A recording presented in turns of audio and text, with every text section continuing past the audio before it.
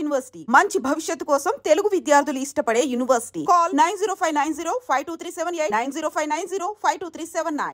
Bird flu ఇది గత 2-3 నెలల నుంచి మనం ఫ్రీక్వెంట్లీ వింటూ ఉన్నాం. చాలా రోజులు ఈ బర్డ్ ఫ్లూ సోకింది, చాలా కోళ్లు చనిపోయాయి అన్నటువంటి వార్తలు ఒక 2 నెలలు కంటిన్యూషన్గా విన్నాం.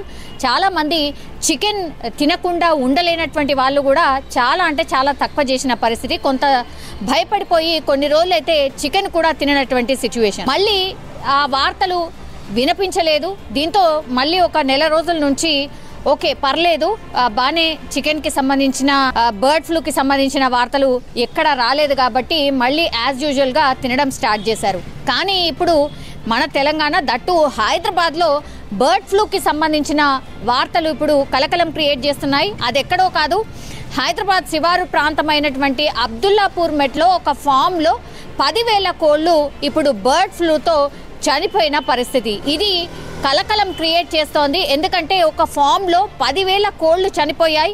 ఆ యజమాని పూర్తిగా ఈ ల్యాబ్కి పంపించిన తర్వాత అధికారులు చెక్ చేసి రిపోర్ట్ ఇచ్చింది ఏంటి అంటే ఎస్, బర్డ్ ఫ్లూ ద్వారానే ఇప్పుడు కోళ్లు చనిపోయాయి అని. కొన్ని అంటే మొన్నటి వరకు కూడా ఇది బర్డ్ ఫ్లూ కాదు, కుక్కర వ్యాధి అని ఇట్లా గతంలో కూడా మనము కొన్ని వార్తలు చూసాం.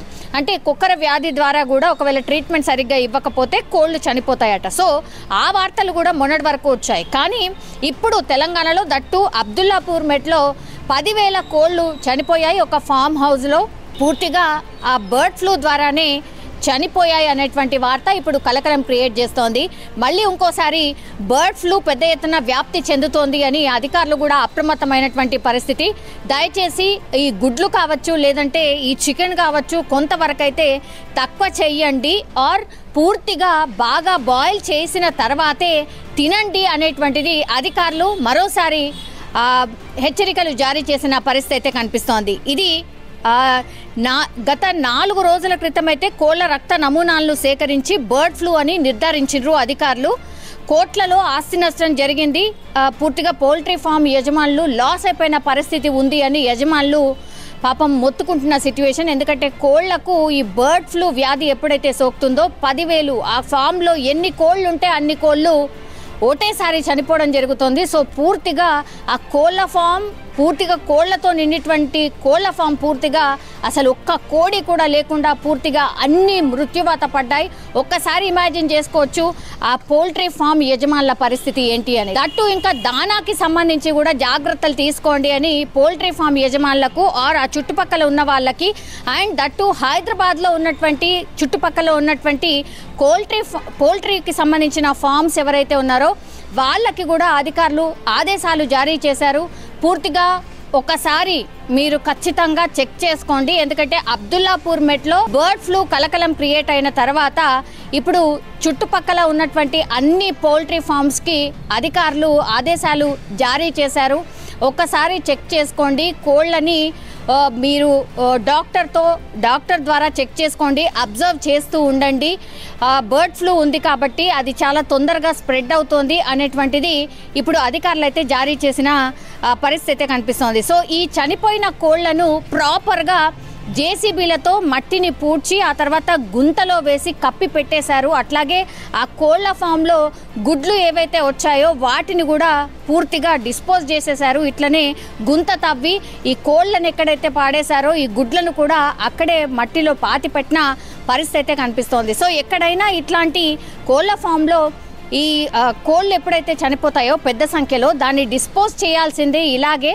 సో కంప్లీట్లీ గుంత తవ్వి ఆ తర్వాత కోళ్ళనన్నిటినీ అందులో వేసేసి పూర్తిగా కప్పి పెట్టేయాల్సిందే. అయితేనే ఈ బర్డ్ ఫ్లూ సోకే అవకాశం ఉండదు. కానీ ఈ కోళ్ల ఫామ్లో వర్క్ చేసే వాళ్ళని కూడా కొంత జాగ్రత్తగా పాటించాల్సిందే అని అధికారులు ఆదేశాలు జారీ చేశారు. ఎందుకంటే మరి ఈ కోళ్ల ఫామ్ నుంచి ఈ కోళ్ళ కావచ్చు, గుడ్లు కావచ్చు ఎక్కడెక్కడికి వెళ్ళాయి ఏంటి అనేది కూడా ఆ నమూనాలు కూడా సేకరించే ప్రయత్నం అధికారులు చేస్తున్నట్టుగా చెప్తున్నారు. అబ్దుల్లాపూర్ మెట్ నుంచి ఎక్కడెక్కడికి సరఫరా అవుతాయి, ఈ కోళ్ళకి సోకినటువంటి ఈ బర్డ్ ఫ్లూకి సంబంధించిన ఎఫెక్ట్ వాటి మీద ఏమైనా ఉందా అని అధికారులు కూడా ఆరా తీస్తున్న సిచ్యువేషన్ అయితే కనిపిస్తోంది. సో బర్డ్ ఫ్లూ ఒకవైపు ఉంటే ఇంకో వైపేమో ఇంకో వార్త ఇప్పుడు కలకలం క్రియేట్ చేస్తోంది. ఏకంగా వండుకోవడానికి తెచ్చినటువంటి చికెన్లో పురుగులు కనిపిస్తూ ఉన్నాయి, వైట్ కలర్ పురుగులు. అది చూసి పూర్తిగా చికెన్ చేసుకొని తినాలి అనుకున్నటువంటి వాళ్ళు ఎవరైతే ఉన్నారో వాళ్ళు పూర్తిగా ఆశ్చర్యపోతున్నారు, భయపడిపోతున్నారు. చికెన్లో ఈ పురుగులు ఏంటి అని.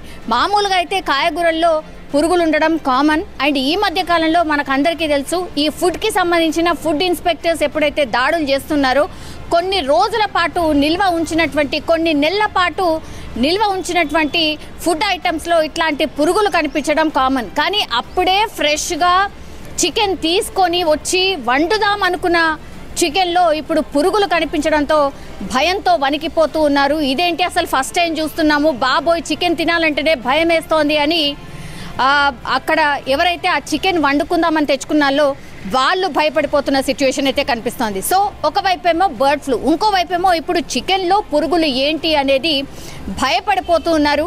సో చికెన్ తినే వాళ్ళు ఎవరైతే ఉన్నారో పూర్తిగా మానేయద్దు అని డాక్టర్స్ అయితే చెప్పట్లేదు. కానీ ఒకవేళ తిన్నా కూడా ప్రాపర్గా మంచిగా ఉడికించిన తర్వాత తినండి. హాఫ్ ఉడికిన చికెన్ని దయచేసి తినకండి. అట్లాగే బయట ఏవైతే చికెన్కి సంబంధించి అమ్ముతారో అవి తినకండి. ఇంట్లో మీరు వండుకున్నటువంటి చికెన్నే ప్రాపర్గా కుక్ చేసి తినండి అని చెప్తున్నారు. అట్లాగే గుడ్లు కూడా అంతే.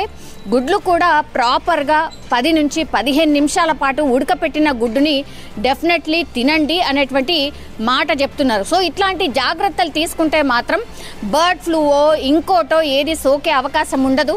సో ఉడికిపోయిన తర్వాత ఆ హీట్లో కంప్లీట్లీ ఏదైతే బ్యాక్టీరియా ఉంటుందో, హామ్ చేసే బ్యాక్టీరియా ఏదైతే ఉంటుందో అదంతా చనిపోతుంది. కాబట్టి సేఫ్గా తినొచ్చు అనేటువంటి మాట చెప్తున్నారు. ఇంకొంతమంది అయితే కొన్ని రోజుల పాటు అవాయిడ్ చేయండి, పోయేదేముంది, ఒక 10 నుంచి 15 రోజుల పాటు చికెన్ ముట్టుకోకుండా ఉండండి అనే మాట కూడా చెప్తున్నారు. సో ఇది ఇప్పుడు బర్డ్ ఫ్లూ. ఇంకోవైపేమో చికెన్లో ఏకంగా పురుగులు కనిపించడంతో ఇప్పుడు కలకలం అయితే క్రియేట్ అవుతోంది.